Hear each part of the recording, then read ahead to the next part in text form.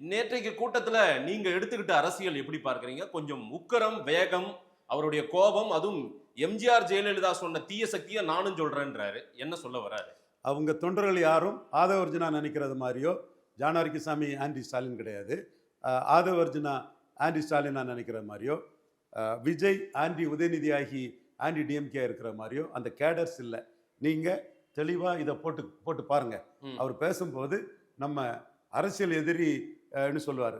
ஈ காக்க கூட ஆடல்ல, செத்தவங்க கையில வெத்தலை பாக்கு கொடுத்த மாதிரி கூட்டம் இருக்கும். யாருன்னு சொல்லுங்கன்றாங்க, அவங்க சொல்றாங்க. எஸ் எஸ் ஆரம்பத்தில் யாருமே சொல்லலை. இவர் சொன்ன பிறகு லேசா ஒரு அதிர்வு இருக்குது. நான் கரெக்டாக நான் பேசுறத தமிழ் கூறு நல்லுறவில் யார் வேணாலும் அந்த வீடியோவை வந்து ரீப்ளே பண்ணி பார்க்கலாம். அடுத்தால கொள்கை எதிரிங்கிறாங்க. பாஜக எதிர்ப்பே அந்த கூட்டத்துக்குள்ள இல்ல. யாருமே பெருசா ஒன்னும் பிஜேபி ஆளா விஜய் அந்த கூட்டத்தை சொல்ற மாதிரி நீங்க சரி நீங்க நான் சொல்றது அந்த கூட்டத்தை சொல்ல. திமுகவையும் அந்த கூட்டம் விஜய்க்கு ஆளு அரசியல் வியாபாரி. அவன் வியாபாரத்தை விஜய் பண்றாரு. நீங்க போட்டுட்டு அவர் யாருக்கு ஆளு இல்ல. அவருக்கு ஆளு, அவருக்கு வியாபாரி. என்ன லாபமோ அதை பாக்குறாரு. அரசியல் வியாபாரம்னா என்ன, அதை சொல்லுங்க, தெளிவுபடுத்துங்க ஃபர்ஸ்ட். அரசியல் வியாபாரம்னா ஈழத்தமிழர் கொண்டு குடிக்கப்பட்ட போது ராகுல் காந்தி பேர் ராஜ்சபாக்கு நின்னீங்கல்ல, அது அரசியல் வியாபாரம்.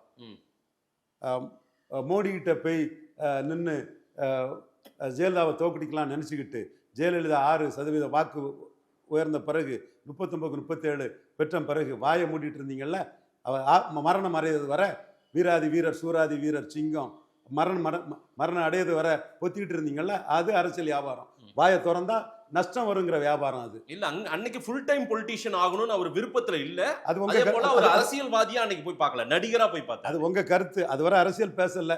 ஜெயலலிதா வெத்து வெட்டு செல்லாத நோட்டு நிரூபிச்ச பிறகு, அதற்கு பிறகு நீங்க சர்க்கார்ல அடிபட்டுக்கிட்டு அடுத்தால அந்த மாஸ்டர் படத்துக்கு அதிமுக கடம்பூர் ராஜிக்கு லஞ்சத்தை கொடுத்தெடுத்து ஒரு ஃபுல் ஆக்குபென்சிக்கு அதிமுக அரசின் ஊழல் முறைகேட்டுக்கு துணை போனீங்கல்ல, அது வியாபாரம்.